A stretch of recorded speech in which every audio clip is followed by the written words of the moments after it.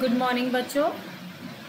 हम लोग कर रहे हैं हमारा सेकेंड लेसन लो spring stories of stolen childhood. तो हमने अभी एक पार्ट कर लिया था पिछले लेक्चर में।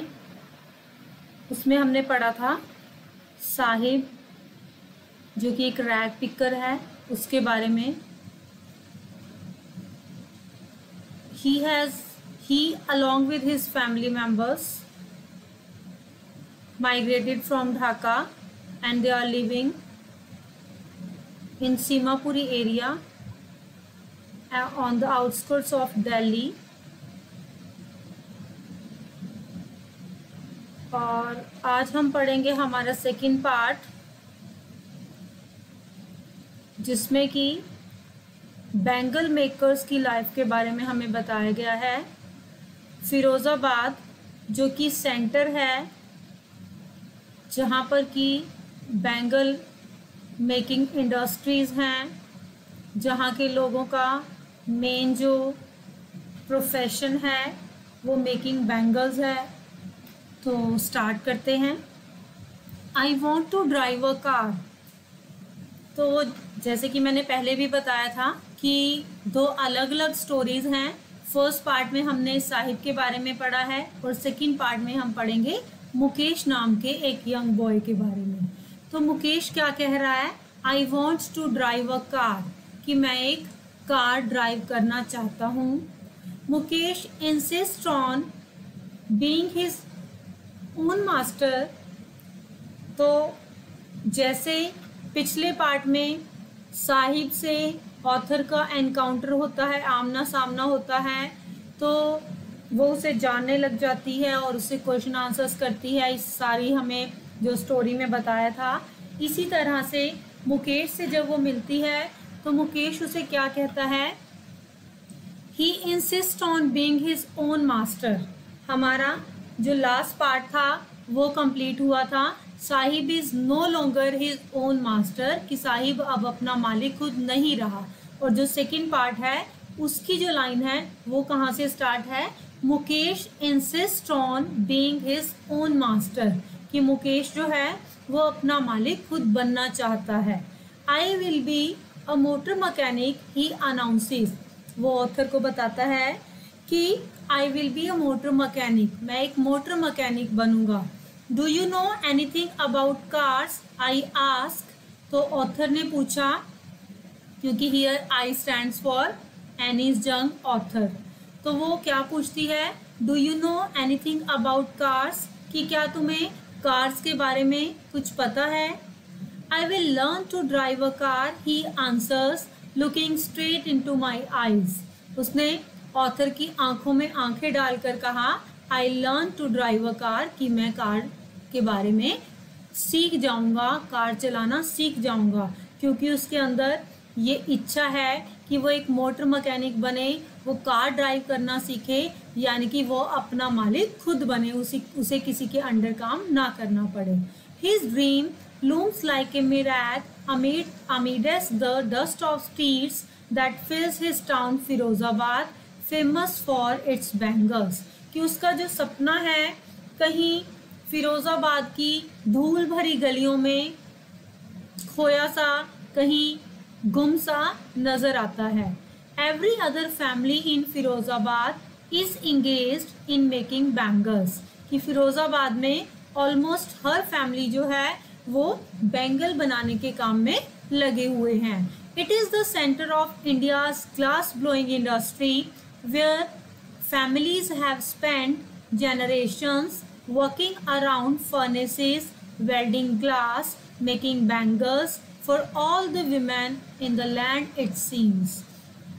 कि फिरोज़ाबाद जो है it is the center of India's glass blowing industries, कि ये इंडिया की ग्लास ब्लोइंग इंडस्ट्रीज़, यानी कि जहाँ पर कांच को पिघलाया जाता है, उसे शेप दी जाती है चूड़ियों की, वहाँ का ये सेंटर है, बिल्कुल सेंटर पॉइंट है। Where families have spent generations working around furnaces, जहाँ पर कई परिवारों ने अपनी कई जनरेशन से, मतलब पीढ़ियों से ही ये काम चलता आ रहा है। और वो फर्नेसेस यानी कि भट्ठी जो होती है जहाँ पर चूड़ियों को बनाया जाता है उसके आसपास काम कर रहे हैं। वेल्डिंग ग्लासेस, कांच को वेल्ड कर रहे हैं। Making bangles for all the women in land it seems, ऐसा लगता है कि सब औरतों के लिए चूड़ियाँ यहीं से ही बनकर जाती हैं। यहाँ पे हमारा क्वेश्चन आ सकता है what is Firozabad famous for, कि फिरोज़ाबाद किस लिए फेमस है। तो क्या आएगा, it is the centre of India's glass blowing industry. तो आगे है Mukesh family is among them, कि मुकेश का परिवार भी उनमें से एक है। उनमें से एक मतलब चूड़ियाँ बनाने वालों में से एक। None of them know that it is illegal for children like him to work in the glass furnaces with high temperatures in dingy cells without air and light, that the law if enforced could get him and all those 20,000 children out of the hot furnaces where they slog their daylight hours, often losing the brightness of their eyes. कि none of them know, कि वहाँ पर जो भी लोग काम करते हैं उनमें से कोई नहीं जानता कि it is illegal for children like him to work in glass furnaces with high temperatures, कि ये इलीगल है कि मुकेश जैसे बच्चों को इतनी हाई टेम्परेचर में, बहुत उच्च तापमान में, in dingy cells without air and light, अंधेर भरी कोठरियों में जहाँ पर कि लाइट और हवा की कमी होती है, वहाँ पर काम करवाना बहुत ही गलत है, बहुत ही अवैध है, इलीगल है। That the law if enforced could get him and all those 20,000 children out of hot furnaces where they slog their daylight hours, कि अगर कानून का पालन किया जाए, यानी कि अगर किसी को पता चल जाए कि यहाँ पर बाल श्रम हो रहा है या फिर इलीगल तरीके से छोटे बच्चों से काम करवाया जा रहा है, तो लगभग 20,000 के करीब वहाँ पे जो बच्चे काम करते हैं उन्हें इस एरिया से निकाला जा सकता है, जहाँ पर कि वो अपने डे लाइट आवर्स, यानी कि दिन की रोशनी के जो घंटे होते हैं, समय होता है, वो बिताते हैं। Often losing the brightness of their eyes, और ज़्यादातर की आँखों की जो रोशनी है वो भी ख़त्म हो जाती है अंधेर भरी कोठरियों में काम करने से, जहाँ पर उच्च तापमान है, जहाँ पर लाइट और हवा की बहुत कमी है। Mukesh eyes beam as he volunteers to take me home, which he proudly says is being rebuilt. तो मुकेश जो है वो ऑथर को अपने घर लेकर जा रहा है, तो his eyes beam, उसकी आंखों में चमक है, as he volunteers to take me home, कि जब वो मुझे यानी कि ऑथर को, एनिस जंग को अपने घर की तरफ लेकर जाता है। Which he proudly says is being rebuilt, जो कि उसने ये कहा है कि हमने रीबिल्ड किया है, फिर से बनाया है। We walk down stinking lanes choked with garbage, तो ऑथर कहती है कि मैं और मुकेश यानी कि हम लोग ऐसी गली में एंटर करते हैं जो कि बहुत ही तंग है, चोक्ड विद गार्बेज, कूड़े से भरी हुई है, स्टिंकिंग लेन्स यानी कि जहाँ पर स्मेल आती है बहुत ज़्यादा, past homes that remain hovels with crumbling walls, wobbly doors, no windows, कि ऐसी वो झोपड़ियाँ हैं जिसकी क्रम्बलिंग वॉल्स यानी कि दीवारें जो हैं वो टूटी फूटी सी हैं, अच्छे से बनी नहीं हुई हैं, वोबली डोर्स, दरवाजे जो हिलते हैं, नो विंडोज़, कोई खिड़कियाँ नहीं हैं वहाँ पर, crowded with families of humans and animals coexisting in a primitive state, कि वहाँ पर मनुष्य और पशु यानी कि जगह की कमी है, छोटी छोटी झोपड़ियाँ हैं उनके पास, lack of all the comforts है, तो वहाँ पर जो मनुष्य और उनके साथ उनके जो पशु हैं भीड़ भाड़ में थोड़े से एरिया में बहुत ही तंगी से, बहुत ही गरीबी से रह रहे थे। He stops at the door of one such house, bangs a wobbly iron door with his foot and pushes it open. तो ऐसे ही घरों में से एक घर के आगे जाकर मुकेश रुक जाता है, bangs a wobbly iron door with his foot, और अपने पैर से एक लोहे का हिलता सा दरवाज़ा जो कि पूरी से फिक्स्ड नहीं है उसे जोर से पैर मारता है, एंड पुशेस इट ओपन, और खोलता है। We enter a half built shack हम एक आधी बनी हुई झोपड़ी टाइप घर में एंटर कर जाते हैं. In one part of it hatched with dead grass is a firewood stove over which sits a large vessel of sizzling spinach leaves.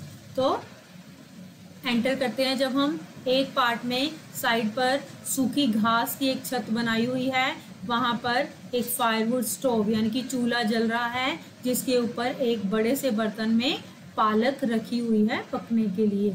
On the ground in large aluminium platters are more chopped vegetables. और पास में ही फर्श पे aluminium plates में बड़े बड़े और कटी हुई सब्जियां रखी हुई हैं.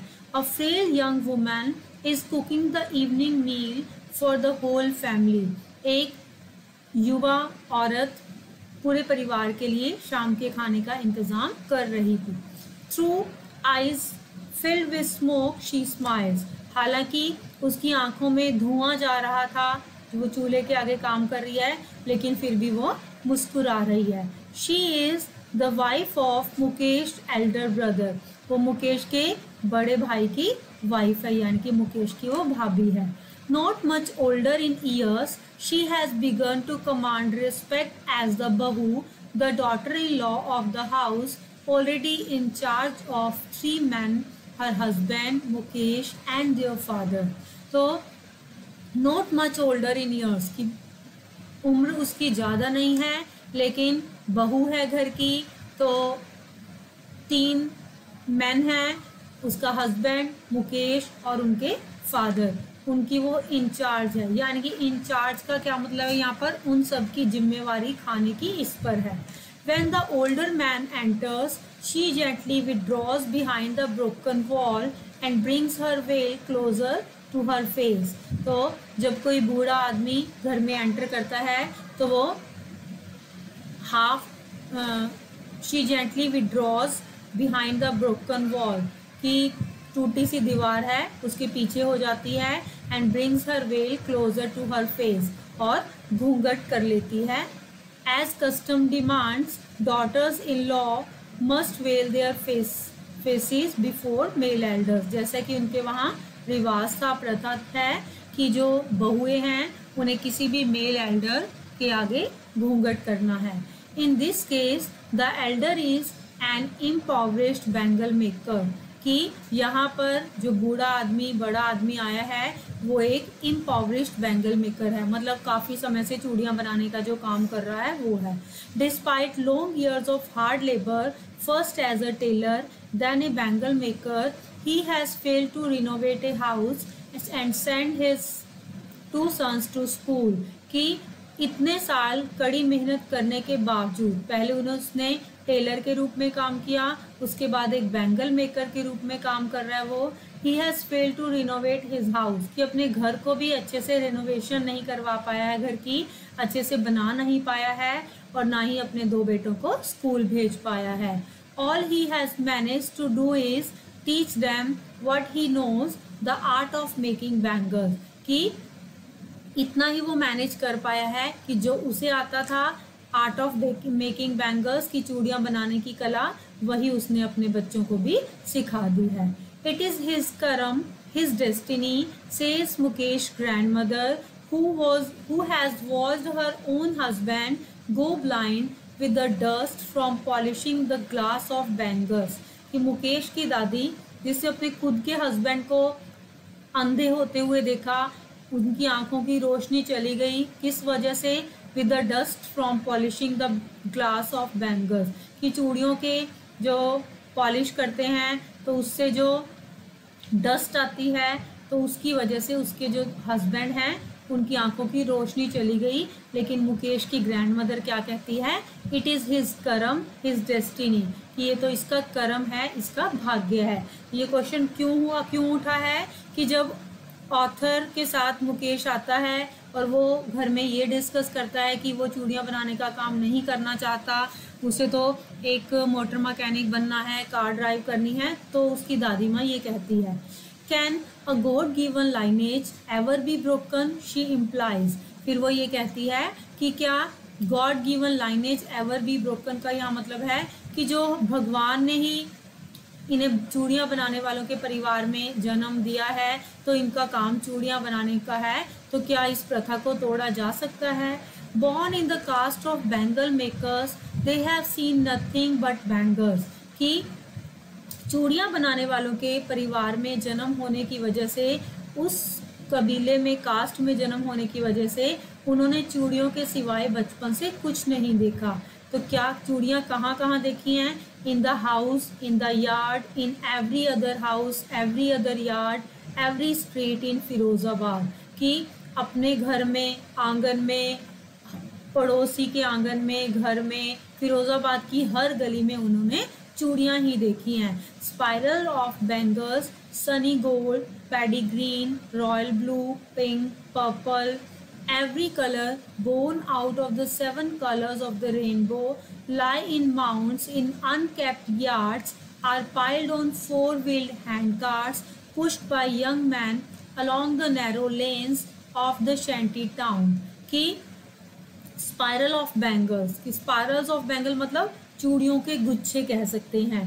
तो चाहे वो सनी गोल्ड हो यानी कि गोल्डन येलो कलर की हो, या फिर डार्क ग्रीन हो, रॉयल ब्लू हो, पिंक, पर्पल, मतलब रेनबो के जो 7 कलर्स होते हैं उन सभी कलर्स की चूड़ियाँ वो हर आंगन में पड़ी हुई उन्हें मिलती हैं। लोग जोड़ देते हैं, बना देते हैं। जब चूड़ियाँ बन जाती हैं तो उनके गुच्छे बनाकर 4-wheeled हैंड कार्ट्स यानी कि जैसे वो रेडी सी होती है उस पर रखकर और शहर की जो गलियाँ हैं वहाँ पर बेच कर आते हैं, या जहाँ पर उन्हें रखा जाता है, जहाँ से आगे उनका आयात निर्यात होता है, वहाँ पहुँचा दी जाती हैं।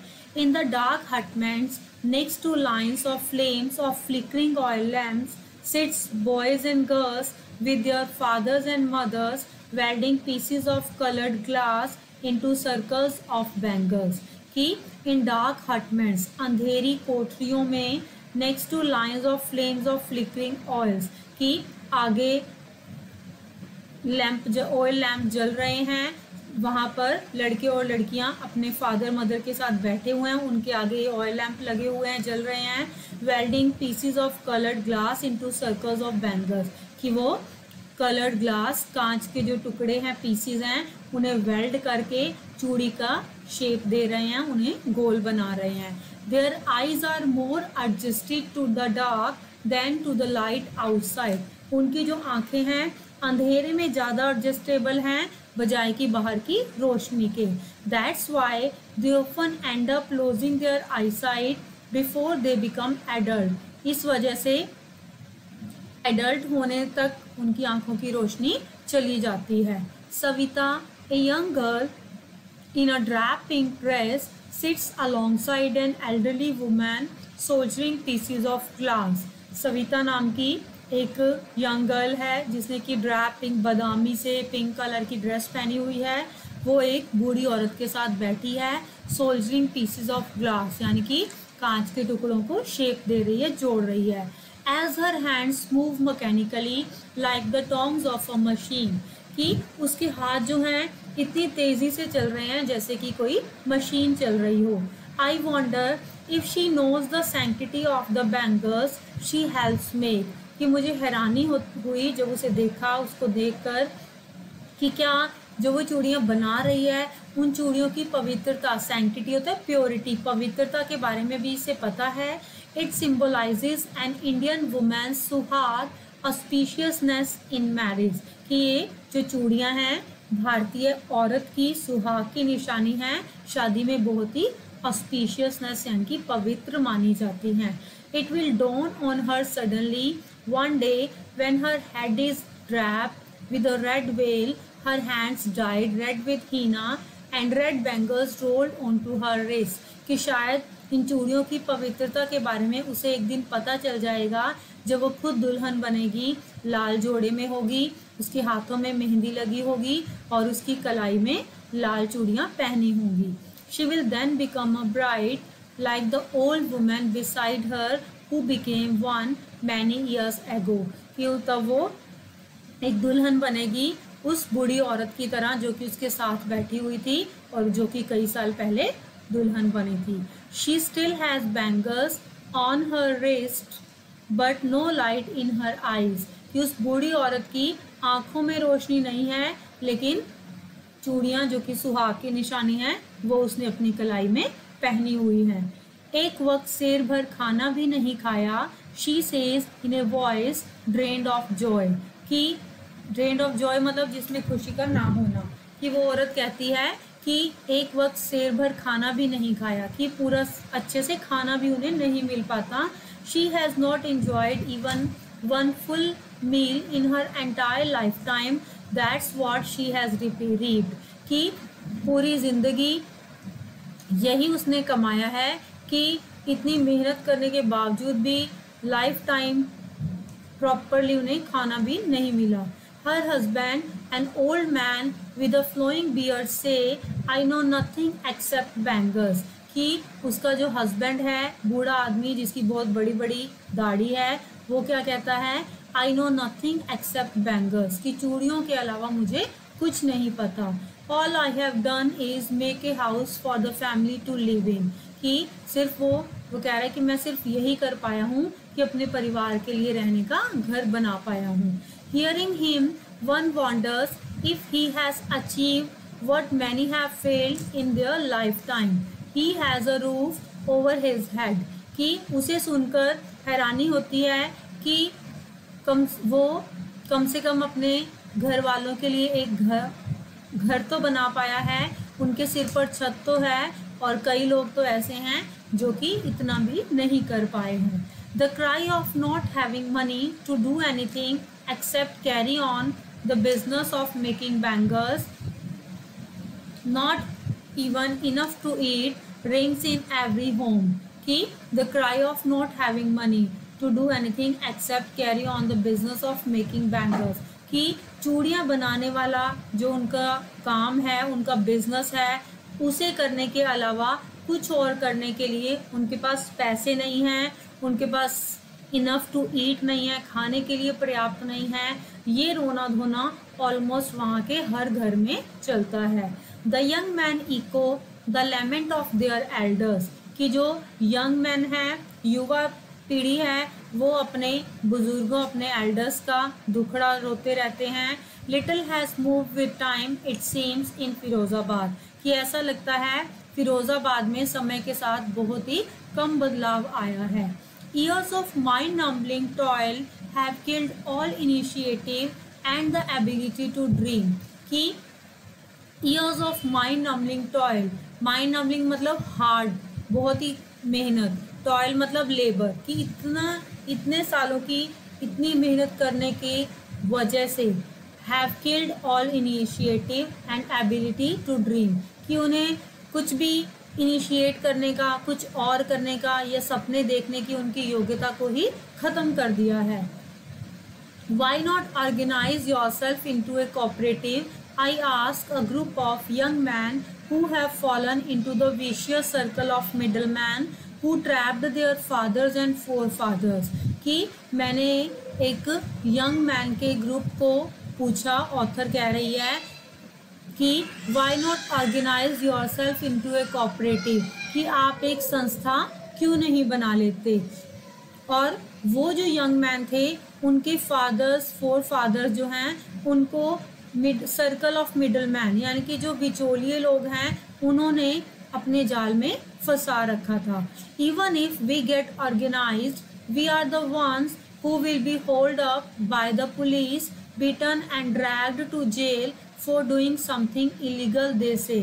तो वो यंग मैन क्या आंसर देते हैं जब ऑथर ने कहा कि आप ऑर्गेनाइज मतलब एक कोऑपरेटिव क्यों नहीं बना लेते, एक कोई संस्था क्यों नहीं बना लेते, मिलजुल के कोई कदम क्यों नहीं उठाते। तो वो क्या कहते हैं कि अगर हमने कोई संस्था बना भी ली, कोई एकता कर भी ली कुछ और करने की, तो पुलिस हमें ही झूठे केसेस में इलीगल चार्ज लगा के पीटेगी और हमें जेल में बंद कर देगी। There is no leader among them, no one who could help them see things differently, कि कोई भी उनका लीडर बनने को तैयार नहीं, कोई भी उनका नेता नहीं है जो कि कदम उठाने के लिए उन्हें उत्साह दे सके या उत्साहित कर सके।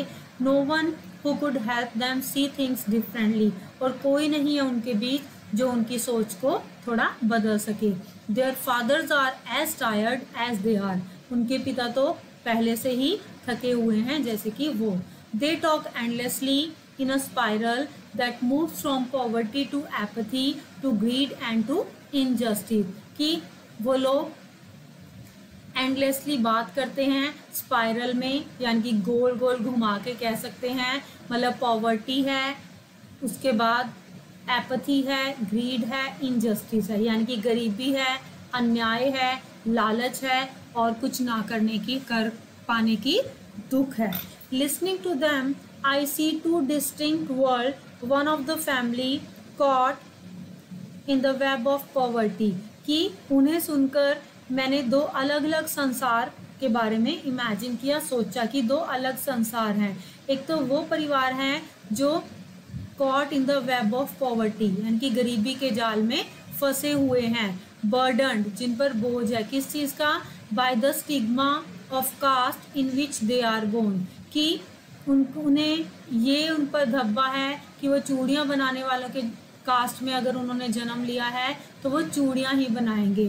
The other a vicious circle of sahukars, the middle man, the police man, the keepers of law, the bureaucrats and the politicians. और ऑथर कहती है जो दूसरा संसार है वो कौन सा है, विशियस सर्कल, मतलब बहुत ही दुष्ट कह सकते हैं, क्रूअल सर्कल, किनका, साहूकार लोग हैं, मिडलमैन बिचौलिए हैं, पुलिसमैन हैं, कानून के रखवाले हैं, ब्यूरोक्रेट्स उच्च जाति के लोग हैं, या फिर पॉलिटिशियंस हैं। यानी कि वो कह रही है दो अलग अलग संसार हैं। एक तो वो हैं चूड़ियाँ बनाने वाले, जिन्हें शुरू से ये सिखाया जाता है कि आप चूड़ियाँ बनाने वालों के परिवार में जन्मे हो तो आप कोई और काम नहीं कर सकते, इसी प्रोफेशन को आपने आगे बढ़ाना है। और दूसरी तरफ ये अमीर लोग हैं, बिचौलिए हैं, राजनीतिज्ञ हैं, पुलिसमैन हैं, जो कि उन्हें कुछ करने के लिए हिम्मत देना ही नहीं चाहते, बल्कि उन्हें नीचा ही नीचा करते रहते हैं। Together they have impose the baggage on the child that he can not put down, कि सब लोगों ने मिलकर बच्चों पर ये बोझ डाल दिया है कि वो उनसे उभर ही नहीं पाते। Before he is aware he accept it as naturally as his father, कि इससे पहले कि बच्चे अवेयर हों, कुछ जागरूक हों, कुछ और करने की सोचें, उन पर अपने फादर्स का जो प्रोफेशन है चूड़ियाँ बनाने का वो थोप दिया जाता है और वो उसे स्वीकार कर लेते हैं। To do anything else would mean to dare, कि अगर कुछ और करना इसका मतलब है अपने परिवार के खिलाफ जाना, अपनी कास्ट के खिलाफ जाना। And daring is not part of his growing up, और जो डेयरिंग यानी कि हिम्मत करना, अपने परिवार के खिलाफ जाना, ये उन्हें सिखाया नहीं जाता, ये उनके संस्कारों में नहीं है। When I sense a flash of it in Mukesh I am cheered, तो ऑथर कहती है कि जब मैंने मुकेश के अंदर ये भावना देखी कि वो अपने परिवार से हटकर कुछ काम करना चाहता है तो मुझे बहुत खुशी हुई। I want to be a motor mechanic, he repeats, वो फिर से कहता है कि मैं एक मोटर मैकेनिक बनना चाहता हूँ। He will go to a garage and learn, वो ये भी कहता है ऑथर को कि वो एक गैराज जाएगा और सब कुछ सीखेगा। But the garage is a long way from his home, तो जब ऑथर कहती कि मैंने कहा कि तुम्हारे घर से तो गैराज काफ़ी दूर है, I will walk, he insists, लेकिन वो कहता है कि मैं पैदल चलकर जाऊँगा, मुझे कुछ अलग काम करना ही करना है, उसने ठान लिया है। Do you also dream of flying a plane, तो ऑथर ने उससे पूछा कि कार चलाने का तो तुम सपना देख रहे हो, क्या तुमने कभी प्लेन उड़ाने का भी सपना देखा है।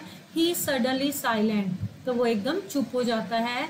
No he says staring at the ground, कि धरती पर देखते हुए वो कहता है कि नहीं।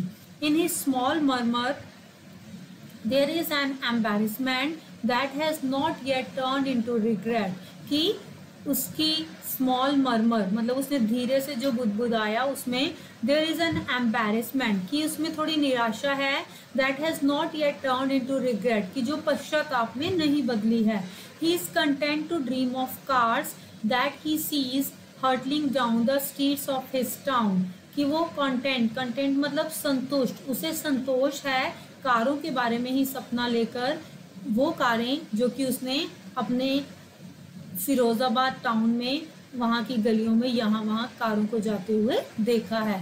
Few airplanes fly over Firozabad, कि बहुत ही कम प्लेन्स हैं जो कि फिरोज़ाबाद के ऊपर से उड़ान भरते हैं, इसलिए कभी मुकेश ने प्लेन्स उड़ाने के बारे में सोचा ही नहीं है। That's all for the lesson. I hope आपको समझ आ गई होगी। Meet you in the next chapter.